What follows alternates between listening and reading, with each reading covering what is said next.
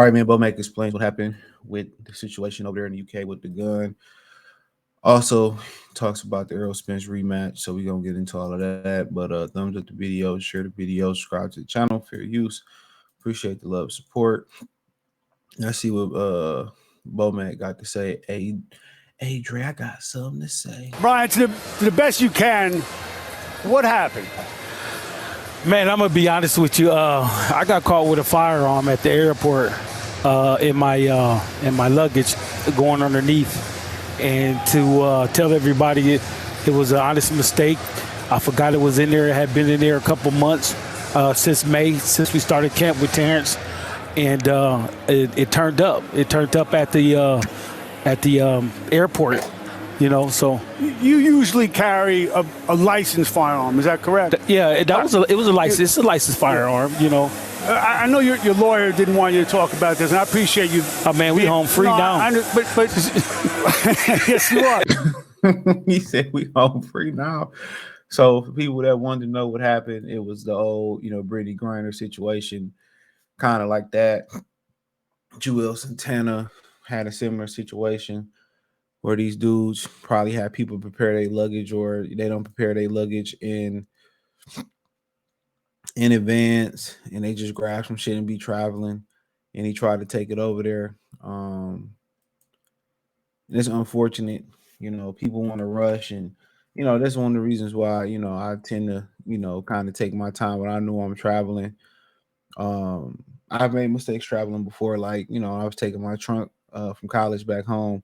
I forgot to take my lock off the trunk, so I had to break my lock in the trunk, on the trunk. I was mad as hell when I put it under the plane. So people make mistakes while traveling, but that's why you gotta start preparing your luggage a couple of days before.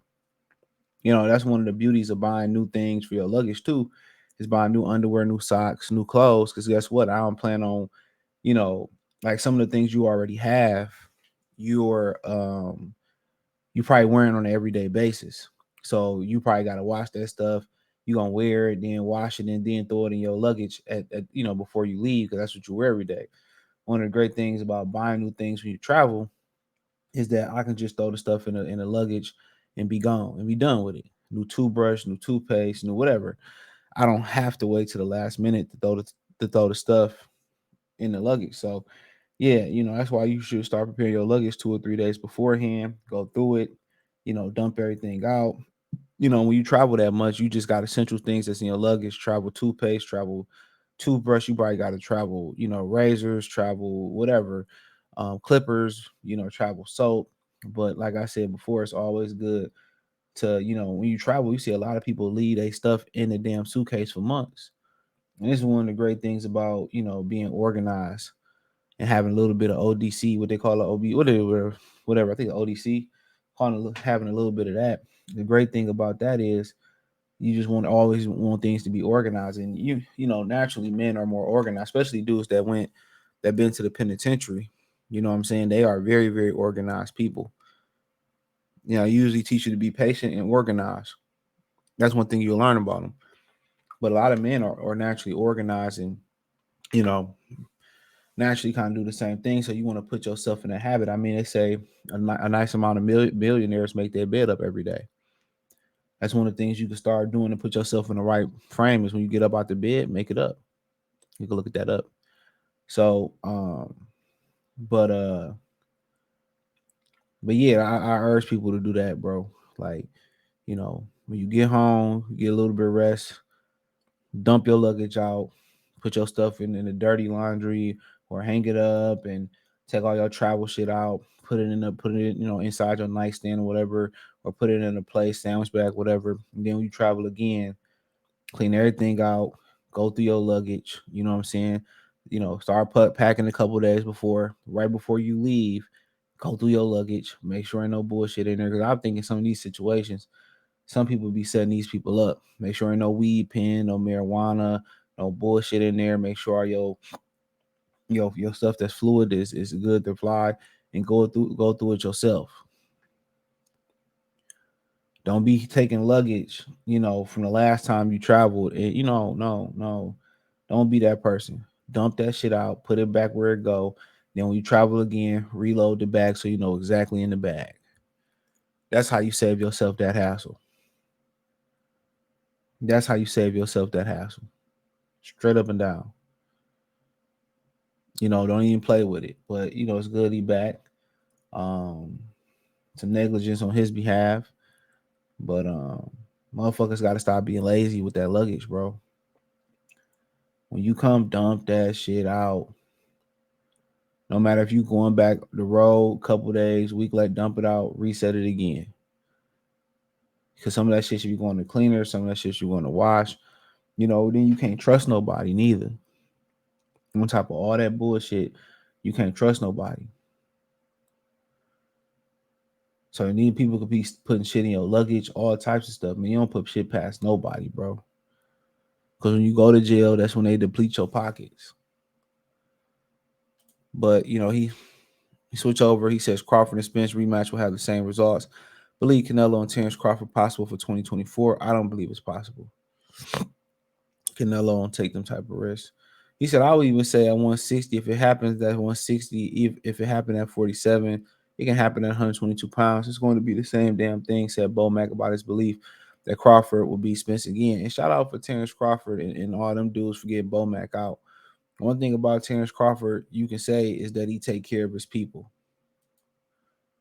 That's one thing you can say about Terrence Crawford is that he take care of his people. And that's a great sign of that's a great sign, man. You can't hate on somebody that makes sure they people good. Real talk. Can't hate on that. Some people are gonna still find a way to hate on that. But but shout out to him. And that's what they supposed to feel is gonna be the same thing. I mean, it's up to Errol Spence to show something gonna be different. That's what it's up to. It's up to Errol Spence to show that things can be different. It's up to him to make the adjustment to make Crawford make an adjustment. So the thing about Crawford is this. Apparently he had multiple game plans. So they gonna see, they already had multiple game plans, in the bank. They had multiple game plans. The thing about Errol Spence, it doesn't seem like they had multiple game plans. That's what it didn't seem like, they had multiple game plans. It seemed like, they had, what they say, they don't make adjustments. You know what I'm saying? They don't make adjustments. They just, step it up. Like they like a chainsaw. They just, continue to crank it up. So it's gonna be up to them to do something different. And a lot of the bad habits that he had that I pointed out, you know what I'm saying, about not bringing his hands back home, squaring up. They took advantage of it. They seen the same thing that I seen on tape.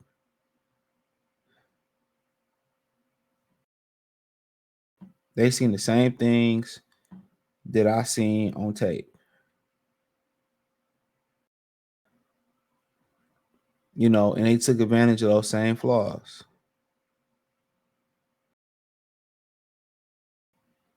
They took advantage of those very same flaws. So it didn't really surprise me, because if I can point them out, why shouldn't they been able to point them out?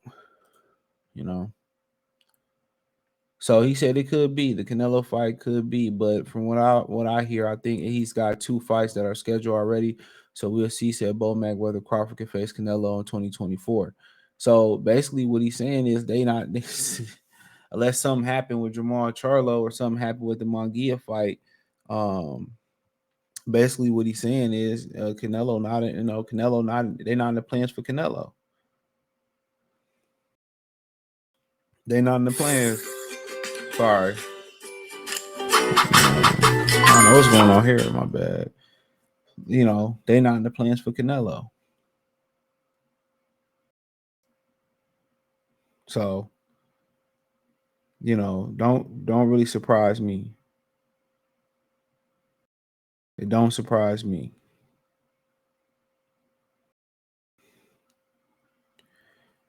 You know what I'm saying? It don't surprise me.